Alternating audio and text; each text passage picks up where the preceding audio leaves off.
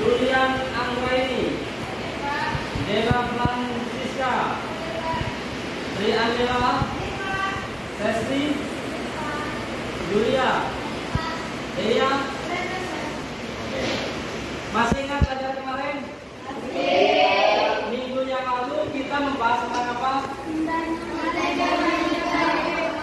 Indahnya membangun mandiri rumah tangga itu baru pertemuan yang pertama. Jadi untuk pertemuan yang kedua, kemarin Bapak masih ada tugas yang di rumah, tapi alhamdulillah tadi sebelum masuk sudah mengumpulkan tugasnya dan diharapkan dalam pelajaran nanti dipresentasikan, didiskusikan untuk lebih optimal atau lebih maksimal dalam pembelajaran kita.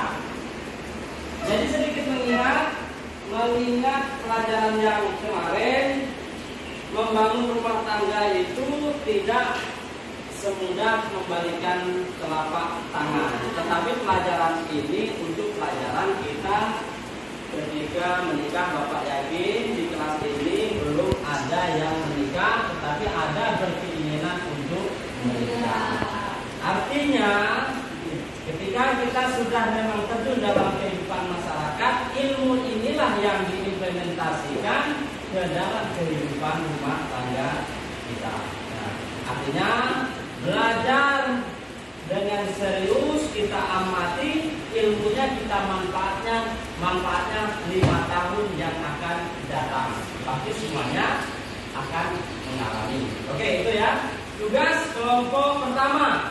Kelompok pertama nanti mempresentasikan hasil video yang Anda buat dan dijelaskan kepada teman-temannya, dan teman-temannya boleh mempertanyakan kalau ada permasalahan di dalam video yang kurang jelas. Ya, tadi tugasnya sudah Bapak dikirim dengan Bapak melalui WA.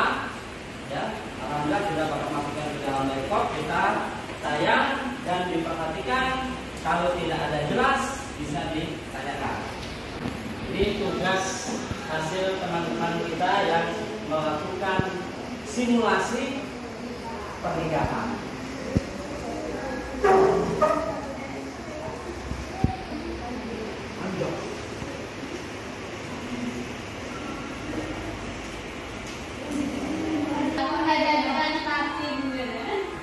Secara garis besarnya kelompok 1 untuk menjelaskan. Silakan.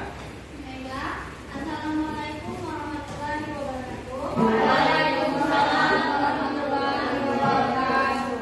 Ini saya akan menjelaskan tentang video yang kami buat. Video tersebut menjelaskan tentang hukum sahnya nikah.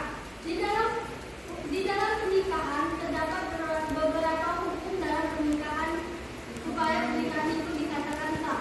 Di antaranya ada mempelai laki-laki dan perempuan, dan ada penghulu, dan terjadi tidak terkabul di pernikahan tersebut. Mungkin itu saja. Sekian, terima kasih. Oke, kita tepuk tangan.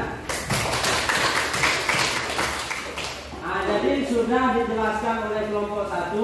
Mungkin ada kelompok lain setelah ditampilkan video Anda mungkin sedikit yang kurang jelas, bisa kita diskusikan bersama-sama. Silakan bagi kelompok lain yang ingin ditanyakan.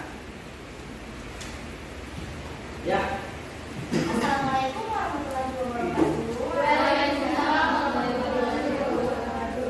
Kami dari kelompok 2 ingin bertanya kepada kelompok 1, yaitu tentang kan di saat yang di video itu ditampilkan bahwa kedua mempelai tidak diperbolehkan untuk bertemu sebelum terjadinya ajang kabul. Dan yang saya tanyakan, mengapa itu tidak diperbolehkan? Terima kasih, sekian. Terima kasih. Assalamualaikum warahmatullahi wabarakatuh.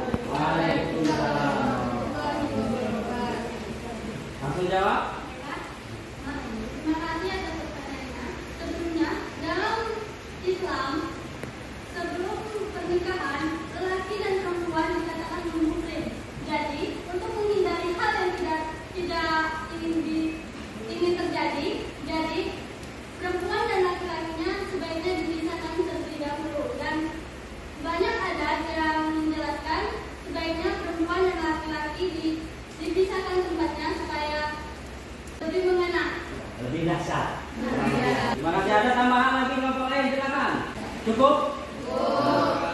Itu saja dari kelompok 1 dan dilanjutkan presentasinya di kelompok 2. Nah, silakan kelompok 2 untuk mempresentasikan dan diharapkan nanti tukar pendapat ataupun pertanyaan dan kita diskusikan bersama-sama. Nah, silakan. Terima kasih sudah bertemu di sini. Atas hadirnya untuk pertemuan diskusi kelompok kami dari kelompok 2 ingin menampilkan sebuah diskusi dari kami, yaitu tentang pernikahan. Dari pengertian pernikahan, yaitu yang berasal dari kata dasar nikah dalam bahasa Indonesia artinya kawin.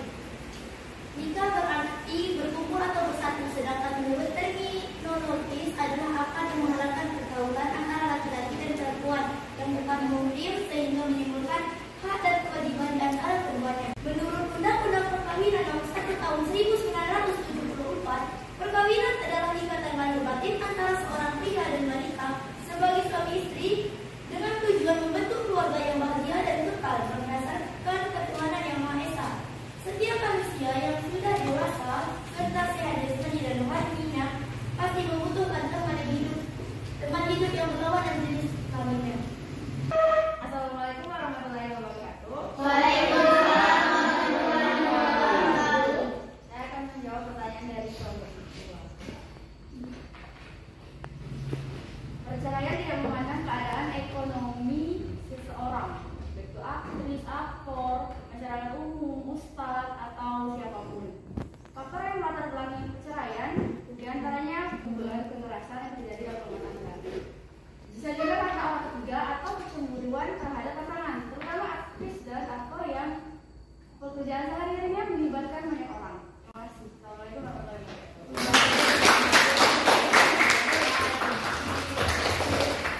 Bagaimana kelompok ini 2 diterima atau tidak? Sangat-sangat diterima. Oh, sangat-sangat diterima. Tapi juga Bapak sedikit menambahkan, tadi perlu digarisbawahi, seseorang itu tidak memandang, tetapi perceraian itu terjadi karena tidak ada kepercayaan, kemudian tidak ada konektivitas antara laki-laki dan perempuan, terkhusus yang sudah menikah tadi ya, tidak ada komunikasi yang baik. Nah, itu bisa terjadilah perceraian. Perceraian itu perlu digarisbawahi. Boleh kita bercerai, tetapi sangat dibenci oleh Allah. Itu ya, artinya belum tentu masalah ekonomi, itu belum tentu. Karena kita yakin artis seperti contohnya tadi Ahmad Dhani kurang kaya seperti apa, kurang hebat seperti apa masalah ekonomi. Kemudian tadi dicontohkan kelompok 3 tadi ada sosok seorang ustaz, mohon maaf Ustaz Somad, kurang berpendidikan apa, kurang ilmunya apa, tetapi masih ada perceraian. Karena salah satu faktor utama itu adalah karena tidak ada kesesuaian antara suami dan istri. Tetapi bisa ya, bisa menjalin komunikasi meskipun mereka sudah bercerai. Nah, itu saja mungkin dari kelompok 1, 2, dan 3 itu presentasinya bagus. Kemudian Bapak akan menambahkan materi yang kita bahas tentang pernikahan. Jadi sebelum dipelajari, jadi sudah ada pemahaman materi yang sudah mulai tertanam di materi kita. Oke, sebelumnya tujuan pembelajaran kita ini ada meyakini kebenaran ketentuan pelaksanaan pernikahan, menunjukkan sikap bersatu dan kebersamaan dalam lingkungan. Tujuan pembelajaran kita sudah mulai masuk ke tujuan pembelajaran. Ini kita bahas yang ini kemarin sudah ya. Jadi kita membahas yang ini, rukun dan syarat pernikahan. Tadi sudah memenuhi syarat di dalam video yang pertama tadi, ya. Sudah ada calon suami istri, ini rukunnya. Ada 2 orang saksi, jelas, ya. Kelima yaitu adalah ijab dan qabul. Artinya ijab dan qabul itu dilakukan oleh walinya atau wali nara menikahkan kedua calon mempelai. Kemudian syarat nikahnya tadi calon suami yaitu beragama Islam. Beragama Islam bukan, jelas beragama Islam. Atas kehendak sendiri artinya tidak ada paksaan. Zaman dulu ada paksaan. Ya, menikah kamu harus dengan si A, kamu harus dengan si B. Nah, itu ada ya. Tapi kalau zaman sekarang itu adalah sudah mencari pasangan sendiri-sendiri. Mungkin masih ada sebagian orang tua yang menjodohkan atau menikahkan anaknya. Kemudian bukan muhrim itu artinya bukan muhrim itu bukan dari keluarganya atau adiknya atau kakaknya atau ibunya atau sebagai macam ya. Sudah dipelajari ke hal yang berikutnya.